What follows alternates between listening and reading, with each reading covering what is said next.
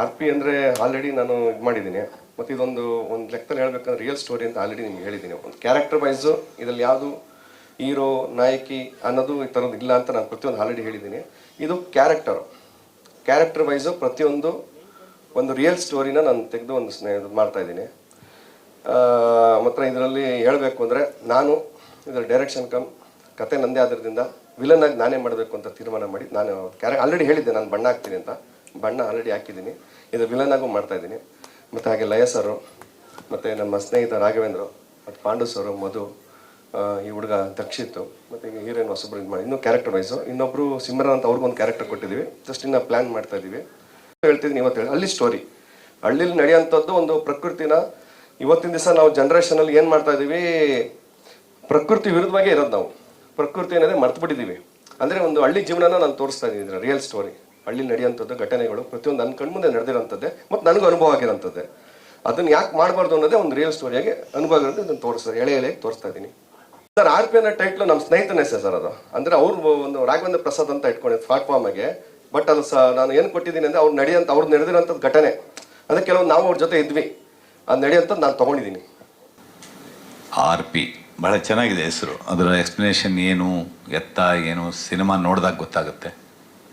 ಯಾಕೆಂದರೆ ಹಲವು ವೈವಿಧ್ಯಗಳನ್ನು ಈ ಟೀಸರಲ್ಲಿ ನಮಗೆ ತೋರಿಸಿದ್ದಾರೆ ನಿರ್ದೇಶಕ ಮತ್ತು ನಟ ಯುವರಾಜ್ ಅವರು. ಚೆನ್ನಾಗಿ ಬರಲಿ ಸಿನಿಮಾ. ಹೊಸದಾಗಿ ಬಂದು ಬಂಡವಾಳ ಹುಡ್ತಾ ಇರುವಂಥ ನಿರ್ಮಾಪಕರಿಗೆ ಒಳ್ಳೆಯದಾಗಲಿ. ಕನ್ನಡ ಪ್ರೇಕ್ಷಕರು ಚಿತ್ರಮಂದಿರಕ್ಕೆ ಬಂದು ಸಿನಿಮಾ ನೋಡಲಿ. ಮಳೆ ಚೆನ್ನಾಗಿ ಬರ್ತಾ ಇದೆ, ಶುಭ ಸೂಚನೆ. ನಿಮ್ಮ ಕಾರ್ಯಕ್ರಮ ಸ್ಟಾರ್ಟ್ ಆಗ್ತಾ ಇರೋದಕ್ಕೆ ಇವತ್ತು ಮಳೆ ಇದೆ. ಆರ್ ಪಿ ಸಿನಿಮಾ ಇವತ್ತು ಪ್ರಾರಂಭ ಆಗಿದೆ. ಸೊ ನಿರಂತರವಾಗಿ ಅದು ಶೂಟಿಂಗ್ ನಡೀಲಿ, ಪೋಸ್ಟ್ ಪ್ರೊಡಕ್ಷನ್ ಮುಗಿಸ್ಕೊಂಡು ಆದಷ್ಟು ಬೇಗನೆ ಚಿತ್ರಮಂದಿರಕ್ಕೆ ಬರಲಿ. ನಿಮ್ಮೆಲ್ಲರ ಜೊತೆ ನಾನು ಕೂತು ಸಿನಿಮಾ ನೋಡುವಂಥ ದಿನ ಬರಲಿ ಅಂತ ಈ ಮೂಲಕ ಇಡೀ ಚಿತ್ರತಂಡಕ್ಕೆ ಹಾರೈಸ್ತಾ ನನ್ನ 2 ಮಾತುಗಳನ್ನ ಮಾತಾಡೋದಕ್ಕೆ ಅವಕಾಶ ಮಾಡಿಕೊಟ್ಟಂಥ ಇಡೀ ತಂಡಕ್ಕೆ ನಮಸ್ಕರಿಸ್ತಾ ನನ್ನ ಮಾತು ಮುಗಿಸ್ತೀನಿ. ನಮಸ್ಕಾರ. ಐಡಿಯಲ್ ಗ್ರೂಪ್ ಫಿಲಮ್ಸ್ ಮತ್ತು ಕಬ್ಬಾಲಮ್ಮ ಕ್ರಿಯೇಷನ್ಸ್ನ ಸಹಯೋಗದೊಂದಿಗೆ ನಿರ್ಮಾಣವಾಗ್ತಿರುವಂಥ ಈ ಆರ್ ಪಿ ಸಿನಿಮಾ, ಒಂದು ಕಡೆಯಲ್ಲಿ ಆರ್ ಪಿ ಅಂದ ತಕ್ಷಣ ಒಂದು ರೂಟ್ ಬೇರೆ ಕಡೆ ಹೋಗ್ತದೆ. ಯಾಕಂದರೆ ಲಯ ಅವರ ಕೈಯಲ್ಲಿ ಚೆಂಬು ಇತ್ತು.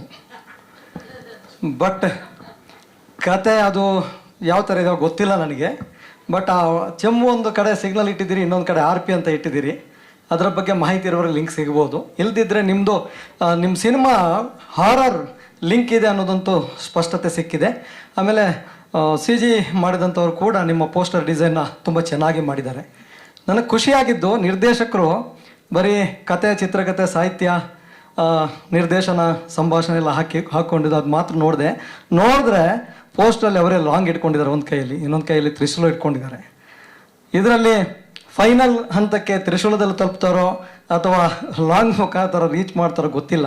ಬಟ್ ಅವ್ರದ್ದೇ ಒಂದು ತಂಡ ಇದೆ ಅನ್ನೋದು ಒಂದು ಕನ್ಫರ್ಮ್ ಆಯಿತು. ರಾಘವೇಂದ್ರ ಪ್ರಸಾದ್ ಅವರು ಅವ್ರ ಜೊತೆಗೆ ಇನ್ನೂ 4 ಜನರ ಒಂದು ತಂಡ, ಒಂದು ಟೀಮ್ ಇದೆ ಅನ್ನೋದು ಗೊತ್ತಾಯಿತು. ನನಗೆ ಹೆಚ್ಚಿನ ಅವರ ಪರಿಚಯ ಮತ್ತು ಹೆಸರುಗಳು ಗೊತ್ತಿಲ್ಲದಿರೋದ್ರಿಂದ ಹೇಳೋಕ್ಕಾಗಲ್ಲ. ಬಟ್ ತುಂಬ ಚೆನ್ನಾಗಿ, ಅಂದರೆ ನಿಮಗೆ ಡೀಪಾಗಿ ಒಂದು ಗುಹೆಯೊಳಗೆ ಹೋಗುವಂಥ ಒಂದು ಸನ್ನಿವೇಶವನ್ನು ತುಂಬ ಚೆನ್ನಾಗಿ ಕ್ರಿಯೇಟ್ ಮಾಡಿದ್ದೀರಾ. ಹಾಗೆ ಸಿನಿಮಾ ಕೂಡ ತುಂಬ ಅದ್ಭುತವಾಗಿ ಮೂಡಿ ಬರುವಂಥ ಒಂದು ಲಕ್ಷಣಗಳು ಕಾಣ್ತಾ ಇದೆ. ನಿಮಗೆ R P black and white ಅಂತ ಹಾಕಿದ್ದೀರಿ.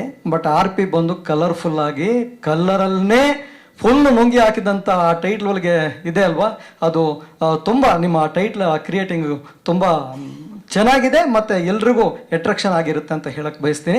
ಹಾಗೆ ಈ ಸಿನಿಮಾ ಆದಷ್ಟು ಬೇಗ ಕಂಪ್ಲೀಟ್ ಆಗಿ ತುಂಬ ಒಳ್ಳೆ ರೀತಿಯಲ್ಲಿ ಸಿನಿಮಾ ನಡೆದು ಎಲ್ರಿಗೂ ಕೂಡ ಸಿನಿಮಾದ ಒಂದು ರುಚಿಯನ್ನು ತೋರಿಸಲಿಕ್ಕೆ ಆದಷ್ಟು ಬೇಗ ಚಿತ್ರಮಂದಿರಕ್ಕೆ ಬಂದು ಸಿನಿಮಾವನ್ನು ತೋರಿಸಿ ಅಂತ ಕೇಳುತ್ತಾ, ಹಾಗೆ ಚಿತ್ರತಂಡಕ್ಕೂ, ಚಿತ್ರ ಸಂಸ್ಥೆಗೂ, ಪ್ರೊಡ್ಯೂಸರ್ಗಳಿಗೂ ಎಲ್ರಿಗೂ ನಮ್ಮ ಕರ್ನಾಟಕ ಚಲನಚಿತ್ರ ನಿರ್ದೇಶಕರ ಸಂಘದ ಪರವಾಗಿ ಅಭಿನಂದನೆಗಳನ್ನು ಸಲ್ಲಿಸ್ತಾ ನನ್ನ ಮಾತನ್ನು ಮುಗಿಸ್ತೀನಿ. ಜೈ ಹಿಂದ್.